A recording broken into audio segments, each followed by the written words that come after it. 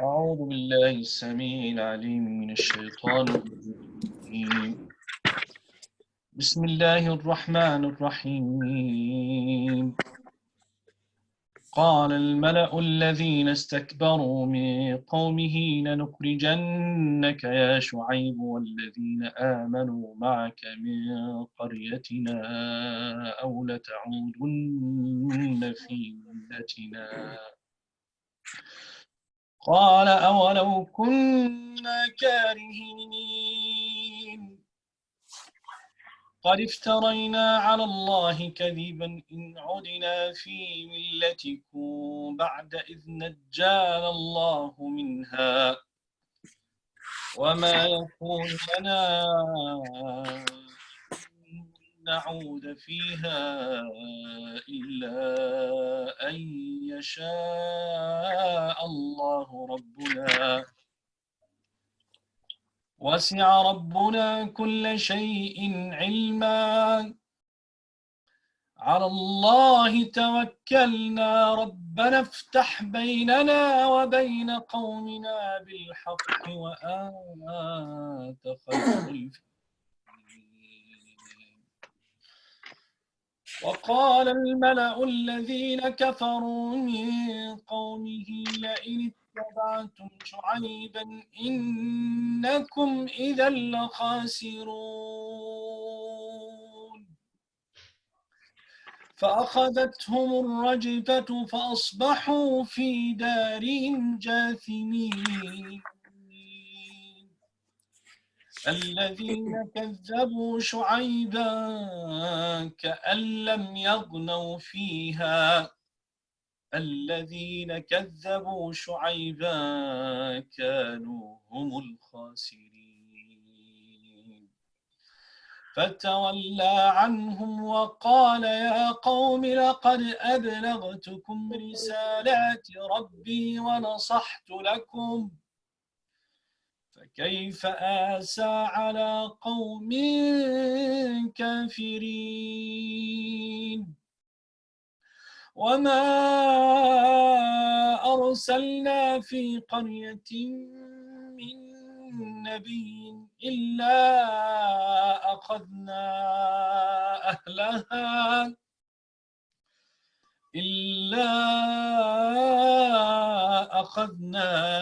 أهلها بالبأساء والضراء لعلهم يضرعون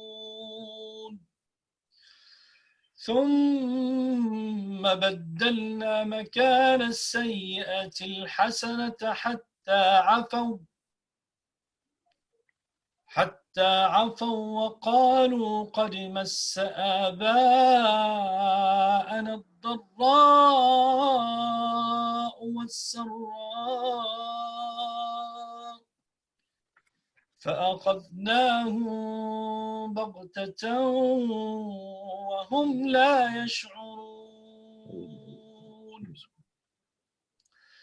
ولو أن أهل القرى آمنوا واتقوا لفتحنا عليهم بركات من السماء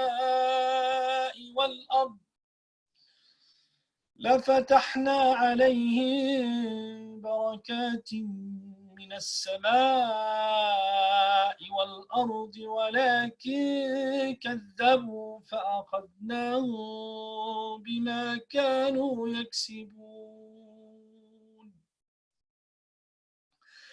أفأمن أهل القرى أن يأتيهم بأسنا بياتا وهم نائمون. أفأمن أهل القرى أن يأتيهم بأسنا بياتا وهم نائمون. أوأمن أهل القرى أن يأتيهم بأسنا ضحى وهم يلعبون. أفأمنوا مكر الله أفأمنوا مكر الله فلا يأمن مكر الله إلا القوم الخاسرون أولم يهد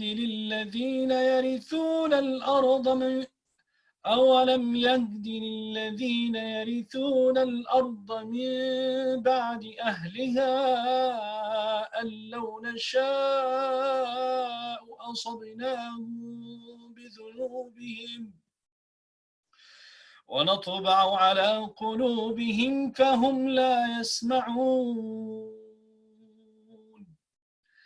تلك القرى نقص عليك من أنبائها ولقد جاءتهم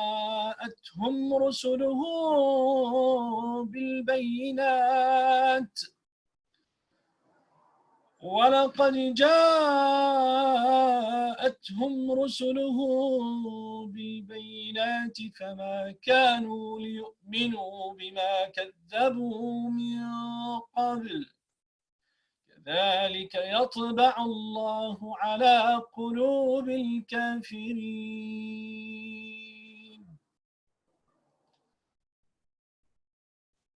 جزاك الله خير. أبو عبد الرحمن.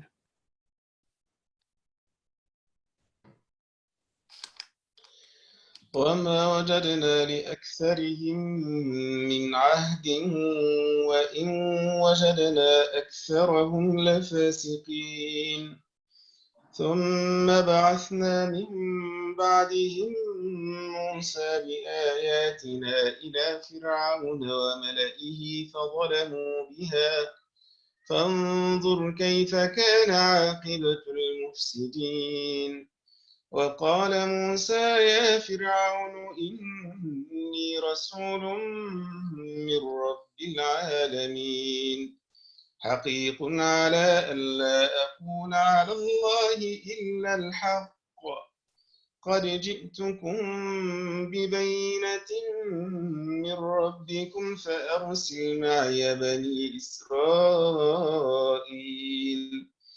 قال إن كنت جئت بآية فأت بها إن كنت من الصادقين فألقى عصاه فإذا هي ثعبان مبين ونزع يده فإذا هي بيضاء للناظرين قال الملأ من قوم فرعون إن هذا لساحر عليم يريد أن يخرجكم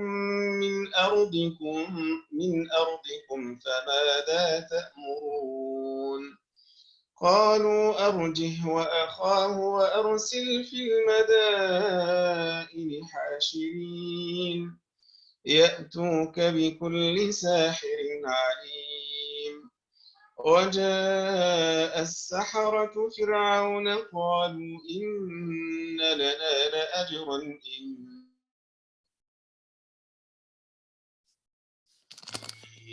قال نعم وإنكم لمن المقربين قالوا يا موسى إما أن تلقي وإما أن نكون نحن الملقين قال ألقوا فلما ألقوا سحروا أعين الناس واسترهبوهم وجاءوا بسحر عظيم وأوحينا إلى موسى أن ألق عصاك فإذا هي تلقف ما يأفكون فوقع الحق وبطل ما كانوا يعملون فغلبوا هنالك وانقلبوا صاغرين وألقي السحرة ساجدين قالوا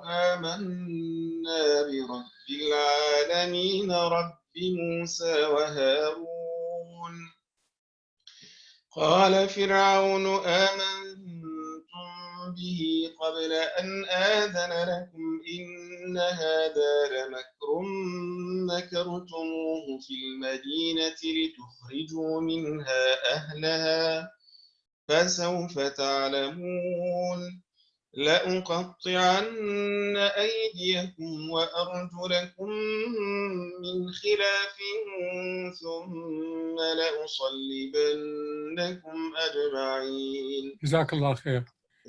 بروفيسور بلال.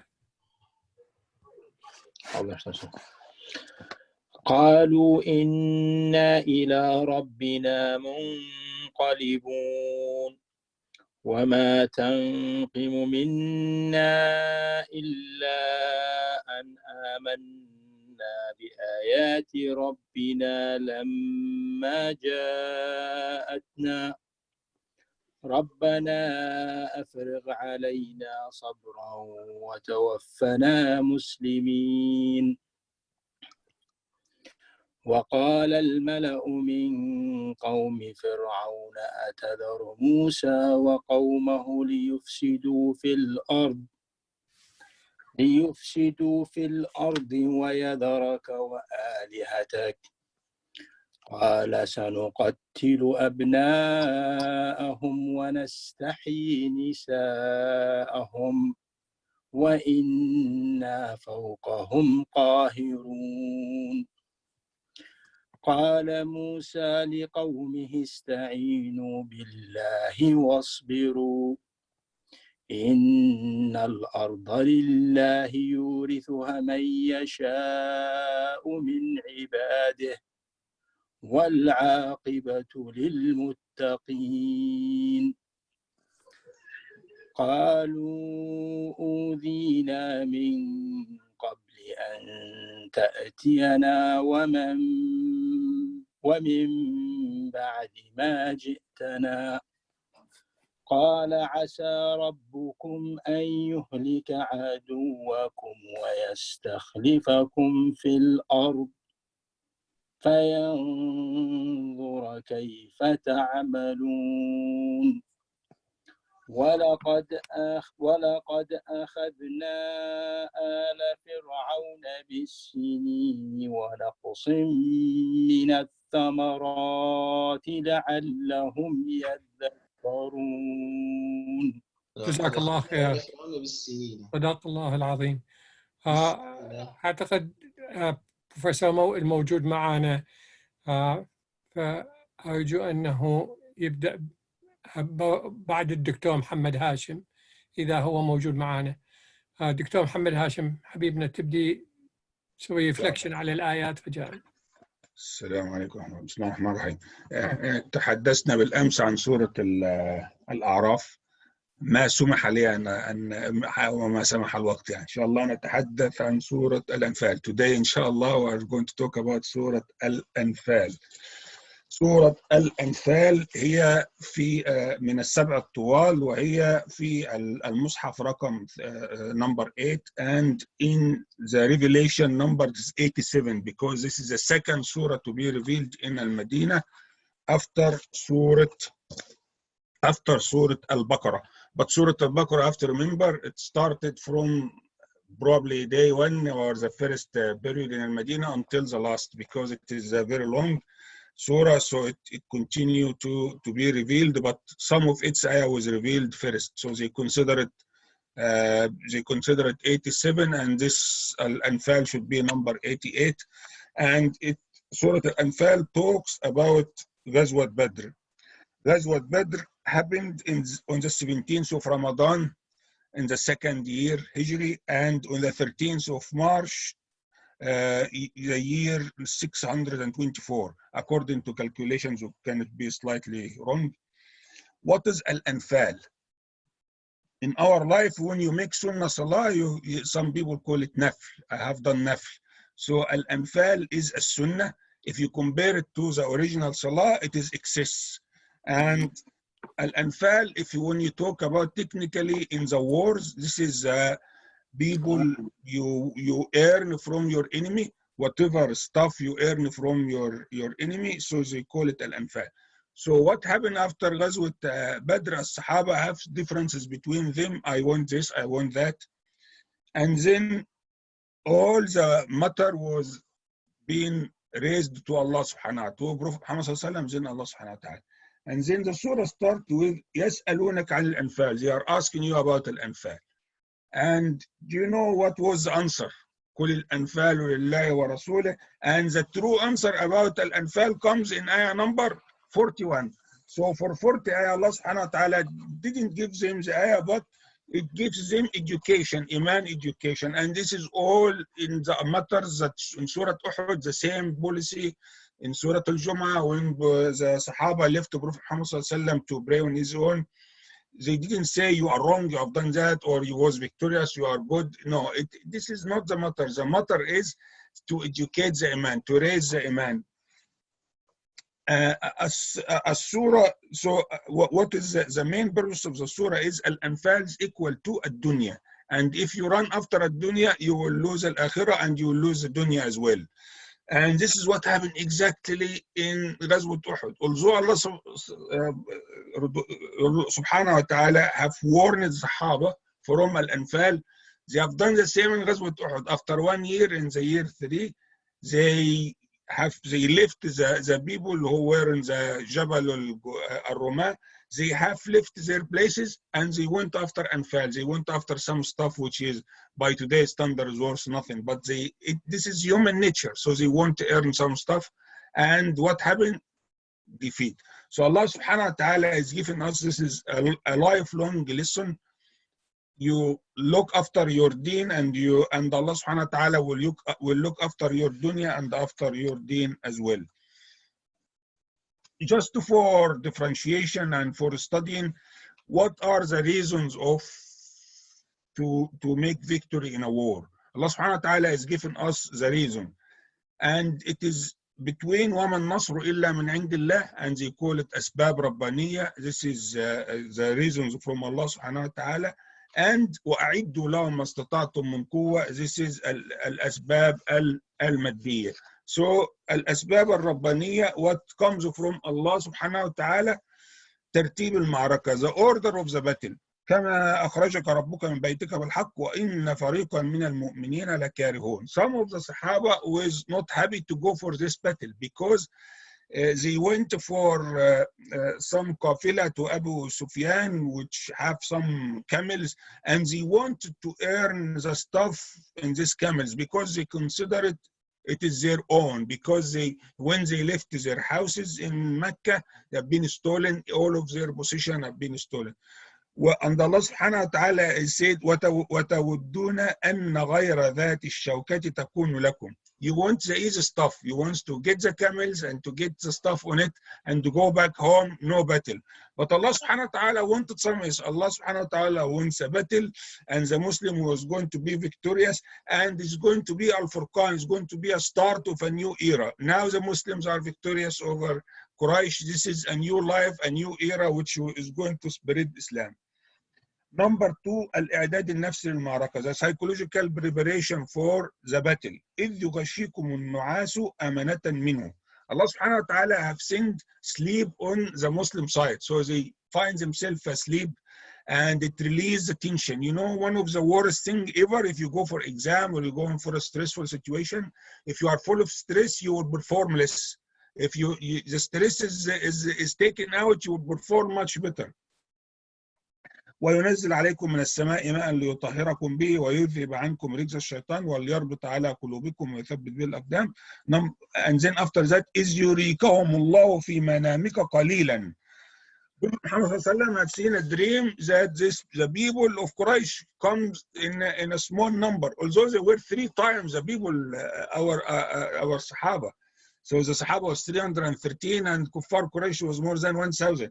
But in his dream, he have seen them little. And then he told the Sahaba, I have seen them little. So what is the psychological effect on Sahaba? They said, okay, we are confident now we can beat them. Because 1 to 3 is different to 1 to 1. So they think they are 1 to 1. وَيُرِيكَهُمْ وَيُقَلِّلَكُمْ فِي أَعْيُنِهِمْ. On the other hand, Kuffar Quraysh have seen the Muslim instead of being 313, probably 30 or 40. So they were very lenient. They said, okay, we are going to be victorious anytime. So this is psychological preparation for the battle. This was number 2. Number 3, نزول الملائكة. The angels have been descending to help. إذ تستغيثون ربكم فاستجاب لكم أني ممدكم ب1000 من الملائكة مردفين. Allah subhanahu wa ta'ala said he sent 1,000 angels. In Surah Al Imran it said 3,000, and there is no conflict because it said murdifin. So 1,000 angel on 1,000 horse or whatever, this is a special type of horse, but probably each horse have 3 of the angels. So the 3,000, 1,000 are the same. يوحي ربك إلى الملائكة أني معكم فثبتوا الذين آمنوا. So the تثبيت and this the enforcement, the positive feelings comes to الصحابة. What is on the other side? سألقي في قلوب الذين كفروا الرعب. The kuffar was full of fear. Number 4, مكان المعركة زمنها. The site of the battle and the time. إذ أنتم بالعدوة الدنيا وهم بالعدوة القصوى والركب أسفل منكم ولو تواعدتم لاختلفتم في الميعاد. Prophet Muhammad comes to a place of Badr. Badr is the well, so he owns the water, and also the place around him, the sand of this place was, when it absorbs the water of rain, it becomes stable. On the other side, the Kuffar Quraysh were in a place, the sand was quite soft. When the rain comes, it becomes very floody and very soaky, and it causes them harm. Number 5, فَلَمْ تَقْتُلُوهُمْ وَلَكِنَّ اللَّهَ قَتَلَهُمْ وَمَا رَمَيْتَ إِذْ رَمَيْتَ وَلَكِنَّ اللَّهَ رَمَى. So the people, they said, even in the war of 1973, they said, for one airplane at this time, it needs 3 missiles, and with one missile, someone have managed to bring down 2 airplanes. It's not him; it is Allah subhanahu wa taala. If we are with Allah, Allah subhanahu wa taala is going to help us. Number 6, الدعاء. الرسول عليه الصلاة والسلام رفع يديه, he raised his hands and make dua until his rida comes out, and he was making vigorous dua to make nasr from Allah subhanahu wa ta'ala. So what I said now is the first part, which is the asbab al-nasr al-rabbaniya, or the reasons that comes from Allah. The second part is asbab al-nasr al-maddiya, the materialistic causes for victory. Number 1, أهمية الأخذ بالأسباب وأثر ذلك على النصر. It's very important to have your own reasons and to do your best. وأعدوا لهم ما استطعتم من قوة ومن رباط الخيل ترهبون به عدو الله وعدوكم. If Allah subhanahu wa ta'ala وأعدوا لهم similar قوة, and then Allah is not going to intervene. No, Allah subhanahu wa ta'ala is asking you to bring your best, to do your best. And he is going to complete you, but you have to do something. You have to have the initiatives and be positive and to do something. Number 2, موازين القوة المادية. Allah subhanahu wa ta'ala, the materialistic reasons for power. يا أيها النبي حرض المؤمنين على القتال. التحريض, this is عبادة. When Allah subhanahu, someone is raising money for something, this is عبادة. التحريض على القتال, this is عبادة. إن يكن منكم 20 صابرون يغلبوا 200. Allah subhanahu wa ta'ala, and then الآن خفف عنكم وعلم أن فيكم ضعفا فإن يكن منكم 100 صابرة يغلبوا 200. If one soldier is having 2, he have to fight. He can't escape. But if he has 3, if he's an average soldier, he is allowed to escape. But if it's Khalid ibn al-Walid or Ali ibn Abi Talib, I'm sure 3 or even 300 is no matter. Number 3, طاعة الله والأخوة في الله وأطيعوا الله ورسوله ولا تنازعوا فتفشلوا وتذهب ريحكم وألف بين قلوبكم ولو أنفقت ما في الأرض جميعا ما ألفت بين قلوبهم ولكن الله ألف بين قلوبهم. This brotherhood between Muslims is a gift from Allah subhanahu wa ta'ala. Number 4, ترك العجب والرياء ولا تكونوا كالذين خرجوا من ديارهم بطرا ورئاء الناس. Don't be so full and proud of yourself because everything comes from Allah subhanahu wa ta'ala. And lastly, صفات المؤمنين تمزج بين الإيمان والصفات العملية الإيجابية. صفات المؤمنين have to be a mixture of all the things from Allah and the things and the materialistic causes. والذين آمنوا وهاجروا وجاهدوا في سبيل الله والذين آووا ونصروا أولئك هم المؤمنون حقا. يا أيها الذين آمنوا إذا لقيتم فئة فاثبتوا. You have to be stable, and you have to give positive enforcement to yourself. واذكروا الله كثيرا لعلكم تفلحون. I can say more if I have time. If I can't, I can stop. Your voice, I can't. Thank you very much. I think we opened the floor. Well, I've told you before, and I tell you almost every time we meet, that I'll be very happy to listen to you for hours, because I enjoy your talk. Whatever happens. But it's time, I think, we invite Professor Moaal to start his reminder for us, inshallah. Assalamu alaikum wa rahmatullah. I'm having difficulty with the camera. I don't know why. والله احنا نحتاج نشوف وجهك الجميل، بس يعني الله يكرمك ويحسن اليك. بس ما انا تستطيع. دا احاول انه هاشم معايا كمان بيحاول. طلعت من راح اطلع من الميتنج وارجع مره ثانيه. maybe we'll do it this way. Okay.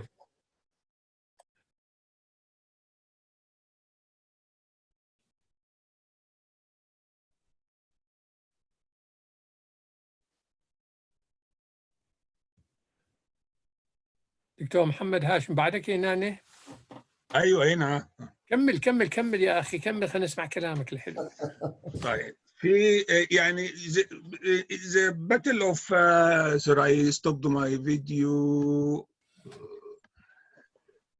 The battle of Badr. This is like Bayan al-Nasr after that, and then what you expect is our greatest soldiers have done this and that, but this is not true. وَمَا النَّصْرُ إِلَّا مِنْ عِنْدِ اللَّهِ.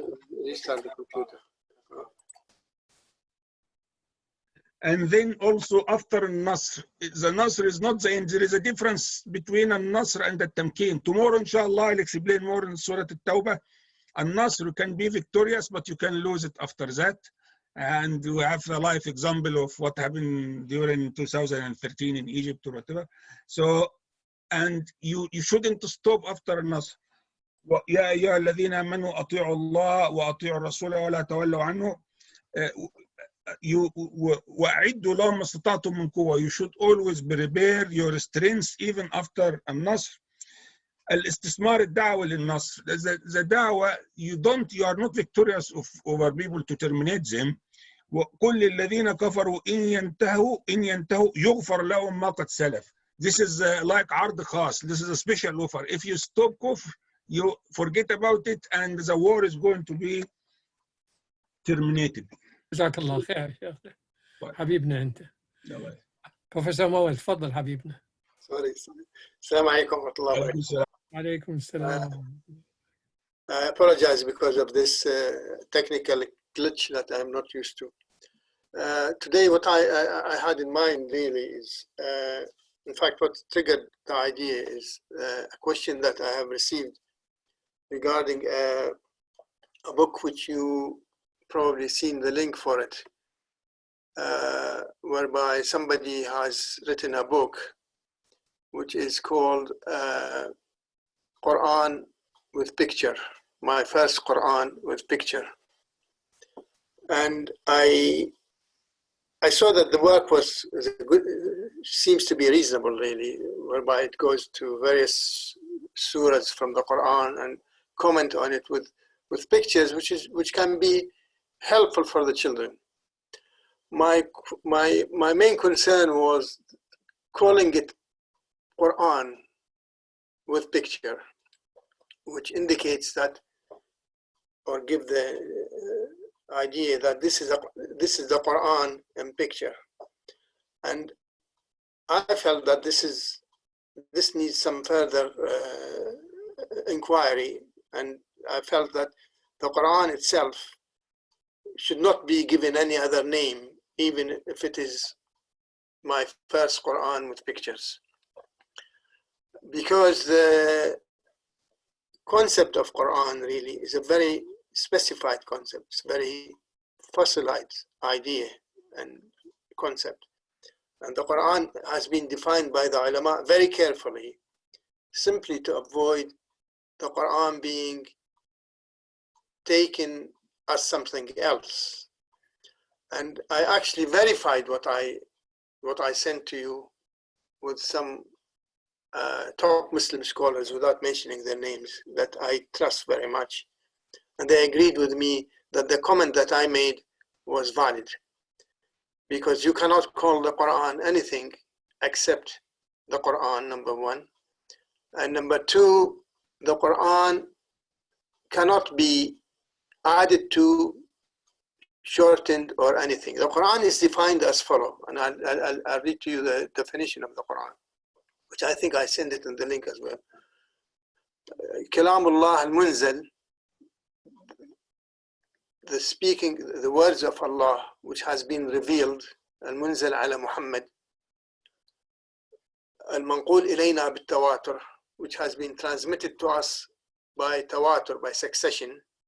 Tawatur is a concept, and I would like to speak about this particular thing, the idea of what is the Quran, how do we define the Quran, because many people think that the Quran, so many things can be Quran. So it's Kalamullah al-Munzal ala Muhammad, al-Manqul ilayna bit-tawatur, al-Muta'abbad bitilawatihi, المبدوء بسورة الفاتحة والمنهي بسورة الناس والمحفوظ إلينا والمحفوظ من قبل من عند الله والمحفوظ بين دفتي المصحف. This is very specified definition of the Quran. And if you look at the books of Ulum al-Quran, you will find that all the ulama, starting from the Zarqani, one of the earliest writers who wrote in Ulum al-Quran, ending by Manna' al-Qattan, who wrote his book on Mabahith fi Ulum al-Quran. And I wish we have time to actually at some point to study Ulum al-Quran, because Ulum al-Quran is some rich area of knowledge that I think many people need to know it. But Mabahith Ulum al-Quran by Manna' al-Qattan, we used to teach it, and I remember in King Abdulaziz University in Kulliyat Sharia, I used to teach it. And that is what actually triggered my mind, that the Quran really has to be carefully defined. Kalamullah al-Munzal ala Muhammad, al-Manqul ilayna bit-tawatur. And the tawatur really is something which is defined as ma naqalahu jam'un an jam'an an Rasulullah. Succession in the narration of the Quran is what has been narrated by group, from Rasulullah sallallahu alayhi wa sallam, hatta wasala ilayna, بدون تحريف أو تغيير. And the tawatur is something which is extremely important. There are probably some hadith which has been narrated by or transmitted by tawatur, but Quran is the only source which has been narrated by tawatur that we have as complete. And it starts with Surah Al-Fatiha and ends with Surah Al-Nas. And also it is the book of Allah that we use it during recitation, during prayer, and we cannot use anything else except the Quran. وَالَّذِي تَكَفَّلَ اللَّهُ بِحِفْظِهِ.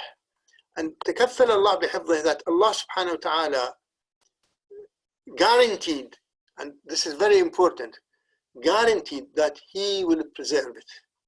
Allah guaranteed that the Quran is not going to be neither lost, nor added to, nor shortened, nor altered. Allah has made a promise that He will keep this Quran. And the keeping of this Quran is manifested in the Quranic verse, إِنَّا نَحْنُ نَزَّلْنَا الذِّكْرَ وَإِنَّا لَهُ لَحَافِظُونَ. Indeed, we have revealed the Quran, and indeed we are going to protect it. And it's interesting to observe here that إِنَّا نَحْنُ نَزَّلْنَا الذِّكْرَ وَإِنَّا لَهُ لَحَافِظُونَ is the only verse in the Quran which Allah subhanahu wa ta'ala referred to Himself 5 times.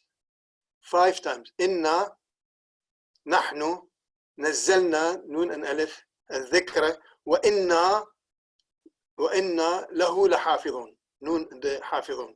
So, and this is the promise of Allah to protect the Quran and preserve it. And so many people tried to emulate the Quran, starting from some scholars who were mercenary scholars, and who were asked at the time, early at the time of Islam, to write similar Quran, and they ended by saying, we cannot do it at all. And the history of Quran tells us about so many stories on that, which obviously we cannot discuss now. And also it is متعبد بتلاوته. We cannot read anything else in the prayer but the Quran. So these are the attributes of Quran that represent it, and we need to be very aware of it, because quite often people think that maybe the translation of the meaning of the Quran is a Quran. And there are people who are talking today about using the Quran, the translation of Quran, in some practices which are ritualistic in Islam. Ritualistic يعني ibadat. But nothing can be accepted for Islamic rituals except the Quran. If any other material is used, then that would be haram, including the Sunnah of the Prophet ﷺ. In other words, you cannot use the Sunnah of the Prophet ﷺ in the prayer. You can do ad'iyah, that is considered as a dua, but it's never as a prayer.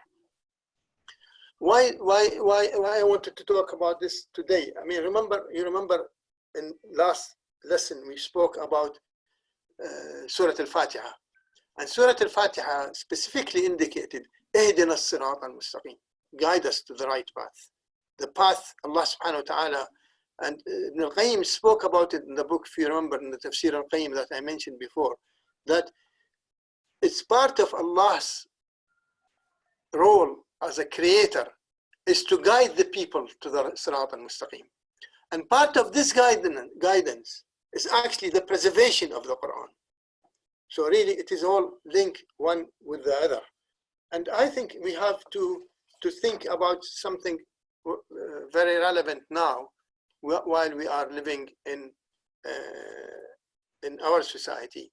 And I don't think that in our society now we are living at in UK, for instance, is any different than the society in the Muslim world. Many people say that we are ghuraba. It is true, but the ghuraba has ended, I think. It's ended because of the prolific development of the world in such a way. Now we can talk to anybody else. And particularly today, when we are all ghuraba because of the COVID-19, we are all ghuraba really. And we are all closer to one another in many ways, that we are speaking and talking and meeting, little attendance as it is today, but we still are able to. I mean, I have every day about two, three meetings with different people. That's why I keep changing my name on the board, because really we are not. I think we are ghuraba only in the sense of our tendency towards Allah subhanahu wa ta'ala. But with regard to home, to country, the world is our is homeland of everybody else and every Muslim.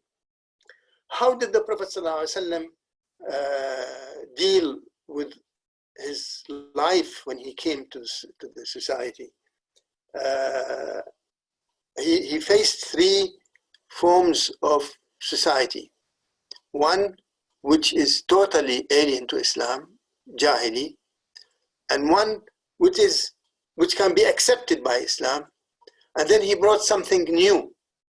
So there are three areas of the social practices that the Prophet ﷺ has witnessed when he came, and he dealt with rejecting what is not Islamic, like burying the newly born baby girl, and zealousy for the tribe, changed the zealousy al-asabiyya for the qabila, he changed it to asabiyya lil-Islam, zealousy for Islam. And the concept of Islam really is a humanitarian concept. Allah subhanahu wa ta'ala says, يا أيها الناس إنا خلقناكم من ذكر وأنثى وجعلناكم شعوبا وقبائل لتعارفوا إن أكرمكم عند الله يتقاكم. So many of us knows this verse and often it's repeated, but if you think about it, it indicates that really Islam is a universal faith.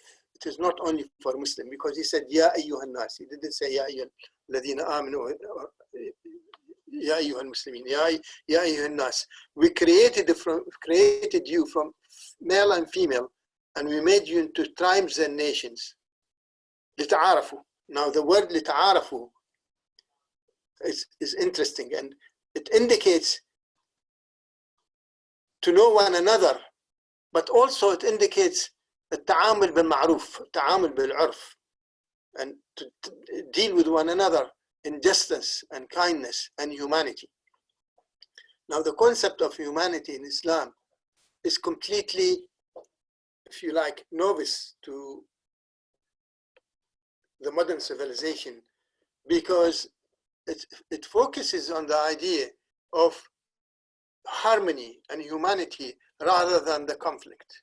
One of the deficiency of our contemporary civilization is really the fact that it actually created or removed the homogeneity from within the society. So there is a conflict between rich and poor, man and woman, black and white. There's a kind of continuous direct or indirect call for conflict, whereby Allah subhanahu wa ta'ala based the entire structure of life for a human being on لتعارفوا. And then what is the ground on which we can understand the structure of the society? إِنَّا أَكْرَمَكُمْ عِنْدَ اللَّهِ أَتْقَاكُمْ. It comes to us and tells us that it is the best among you is the one who ward of evil, who is more of taqwa. And the idea of taqwa has so many ideas packed underneath it, and reveals to us that God-fearing really does not only be the fear of Allah, but also is manifested in our relationship with one another, and how do we live our life as ibadullah. Remember, and also in the surah in Fatiha, إِيَّاكَ نَعْبُدُ. I'm trying to sort of connect the loose ends that I left in the last lesson in this one. The idea of servitude or ubudiyya, and I think one of our brothers asked about ubudiyya. The ubudiyya is not really humiliation and subjugation, but it is actually the idea of ma'ruf, the idea of ihsan, the idea of service to Allah subhanahu wa ta'ala. And this is actually reflected in all the aspects of Islam.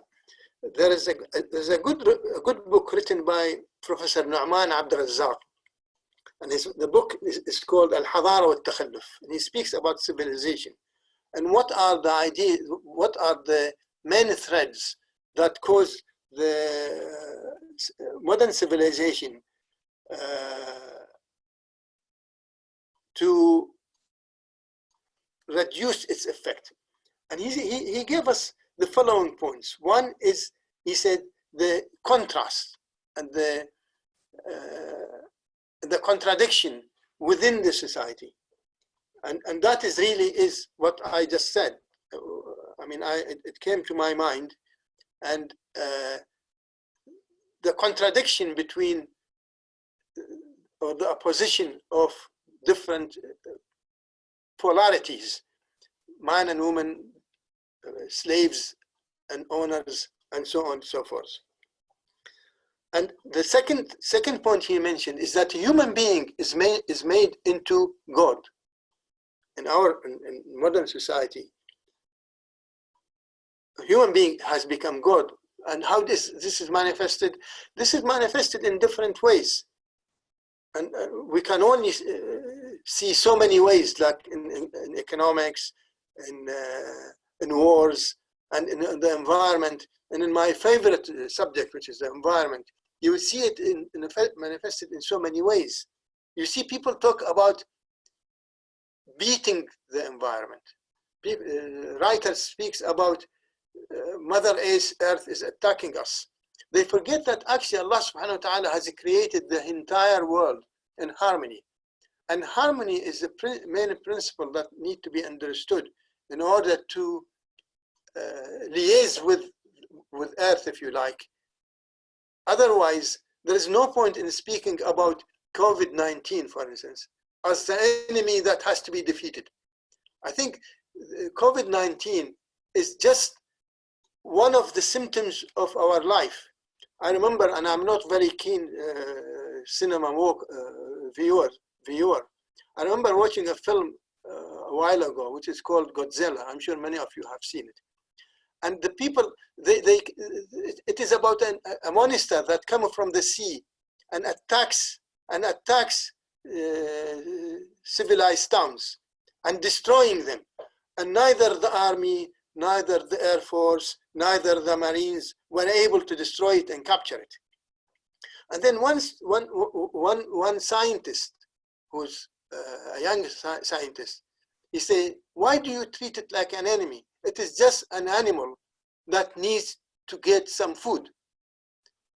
So they follow his idea and they go to the sea and collect as much fish as they can and put it outside in a very big place. And when Godzilla, and that's the name of the monster, comes down in order to eat the food, they try to capture him.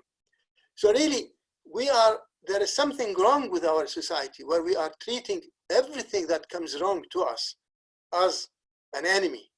We should see the elements of life as elements that we as a human being who are entrusted on it, who has the amana on it, we have to deal with it intelligently and in such a way that it is not our enemy. It is most likely the outcome of our own doing. And I think there are all the destruction that is facing the environment. And I remember I said, this is just an example. All the destruction that is facing the environment came from our own doing. And as soon as we start reducing that destruction, then the damage will be reduced or vanished. Also, there is another, there are so many points that can be said here. The idea of suspicion. We have suspicion about everything. And this suspicion came from the concept of believing in material-centric life, meaning life which is based on materialism and not based on the harmony between the element of life. You find that there are technology today. We have a huge technology, great technology, but the technology didn't come to us with rules that control this technology. Yes, there might be some legal structures that has been made, but only made because of the need that in order to justify or to, if you like, lubricate the materialistic element of life. So the environmental laws are only made in order to justify the presence of oil companies. It is not being made in order to protect the environment. And the same thing you find it with so many economical rules which has been made not in order to protect human being and to protect the element of life, human being, water, earth, fauna and flora. It has been made basically in order to either justify or shut up the mouth of the environmentalists or to show that they are actually benefiting from the environment in the right way.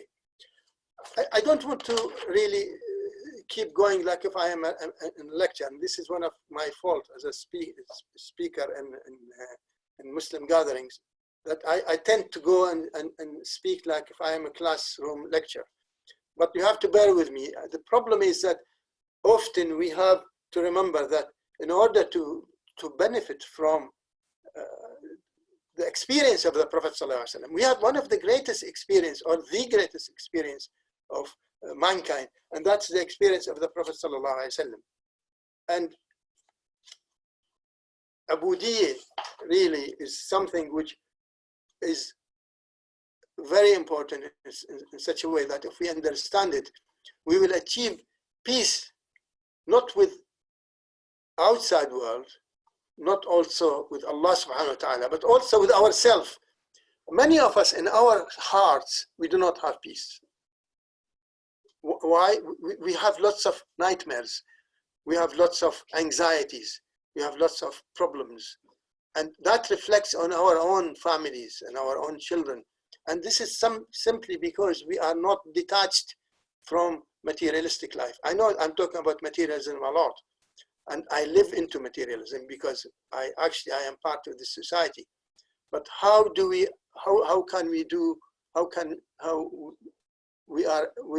will be able to achieve the peace with ourselves is at moments like now. This is where I want to end. Moments like the time that we are undergoing now.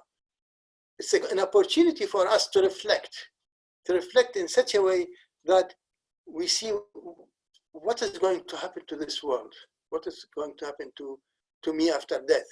Recently, yesterday in fact, there was in the news that there was a rocket on the earth threatening to hit the earth. It was supposed to hit the earth yesterday at 7:30 in the morning in our time. And if that happened, it would have been actually a cataclysmic incident. It would have probably destroyed the earth as what happened to the dinosaur. It would have eradicated our entire life system. And the scholars has been monitoring that for decades, for 3 decades. Now they say it's going to come again in the year 2079, and it is 3 times likely to collide with Earth. Now, all of these prognoses that we feel or hear, and it gives a human being a great sense of instability, and this comes from our disconnection with Allah subhanahu wa ta'ala. That is why we need to go back to Allah and think about Him as the ultimate provider. That is why Surah Al-Fatiha is important. إِيَّاكَ نَعْبُدُ وَإِيَّاكَ نَسْتَعِينُ اهْدِنَا الصِّرَاطَ الْمُسْتَقِيمَ. We just worship you and we ask for your guidance and to the right path. I hope I didn't go beyond my time. وآخر دعوانا الحمد لله رب العالمين وسبحان ربك رب العزة عما يصفون وسلام على المرسلين. Jazakallah khair al-jaza, Professor Moaal. I'll open it for discussion. It's quite a deep subject. But I'll start with the very simple question. Did you actually reply to the authors of the illustrated book? Well, I did not reply because he did not consult me. I mean, the people who consulted me, who sent it to me, I assume they have sent it to him because it's a her actually, it's not a him. And I said, what you have done, basically, I said, what you have done is something which I acknowledge. And I hope that Allah subhanahu wa ta'ala will give you the jaza al-awfa, because it actually, the book has a lot of efforts, very beautiful pictures in it. And it has a lot of effort that has been done by the author. But for some reason or another, she or he decided to give it the name My First Quran. And this is the problem really that I would like also to mention here. That when you are ill, you go to the doctor to ask him for medication. When you want to build a house, you go to an architect to ask him to design a house for you. When your car stops, you go to a mechanic. But quite often people, when they want to think or learn or know or to speak about Islam, they do not consult anybody. They just go and do it. Islam is the faith, especially the Aqidah, is a highly specialized discipline. And people should not speak about Islam, neither in fiqh or tafsir or hadith or anything, unless they are qualified to do that. And to be honest about it, I am supposed to be, you know, in the field of Islamic studies since I remember when. And alhamdulillah, I have reached what I reached, at least academically. But I still don't, I hesitate to give fatwa in any way or in any measure. And I think, and people should be careful. Sayyidina Uthman ibn Affan has a saying that أي محل أرتقي أو أي مكان أرتقي إذا قلت على الله بما لا أعلم. Somebody should never speak about Islam or about the Quran or about the Hadith without actual knowledge, because this is a huge, deep well for all his action and all his future. And I hope, inshallah, Allah subhanahu wa ta'ala will guide the author to the right path. Any other comments, any other suggestions? Well, تفضل يا بروفيسور بلال، تفضل. السلام أخي، يعني أعتقد أول شيء السؤال الأول إنه هل في فتوى؟ أنا متأكد يعني it must be that this has been attempted before in different forms. So there must be a fatwa somewhere, and if not, then I think you've got a duty to subject this or submit this to go through the process. I'm sure there is a process for such things. The author, I'm sure it might be with good intention, or most likely to be with good intention, inshallah. But sometimes people, as you highlighted, they might doing this not knowing that they actually what they're doing is not allowed.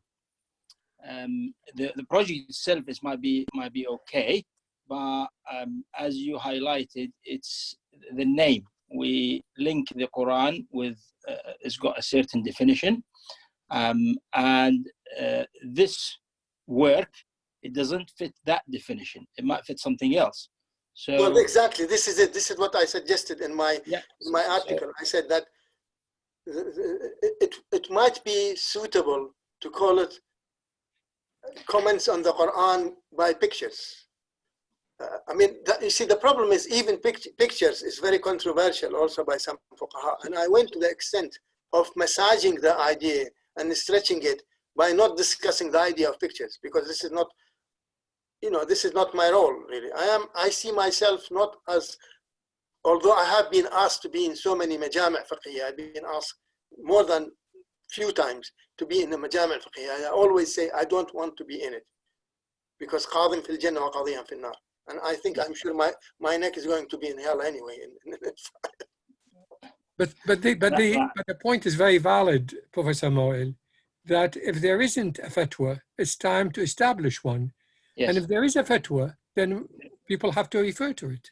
Exactly. There is no need for a fatwa, because why I mentioned the attributes of the Quran. Anything which doesn't fit within the attributes of the Quran is not a Quran. And if we start giving fatwa if the ulama start giving fatwa on every particular case, then it will not, it will draw attention to it more than, you know, negating it. And I think, like for instance, I tell you, there are some Orientalists who produce what they call abridged Quran, whereby they took verses from the Quran, put them together, and they said this is abridged Quran. There are people who tried to produce so many things, and as you know, even from the time of the Prophet ﷺ, there were people who tried to write similar Quran, like Musaylam al-Kadhdhab and Sujah, and immediately what they said was dismissed, because it can tell from the ear that this is not a Quran. Like when he said, Ya dhifda' ya binta dhifda'in, nuqqi ma tanuqqin, نصفك في الماء ونصفك في الطين. The Arab, when they heard it, they said إنه لقول كقول المجانين. Immediately they realized this is something which is a fib. And I mean, I have consulted, as I said, top scholars, but I don't think, I mean, if the need will be, then we'll follow this path. And Allah subhanahu wa ta'ala guide us to the right way. And we don't want also, I don't want to put the author in the wrong side, because I think the author, at least from the outset of the book, the intention is good and it was made for the children in order to learn about Quran. I didn't send it to you, although I have it, and it's many people has it on the net, because I don't.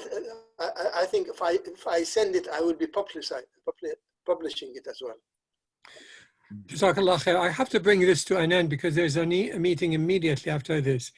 But can I suggest that whatever comments or thoughts you may have, you could contact Professor Moaal either privately through the WhatsApp or through the group, through the different WhatsApp group we have.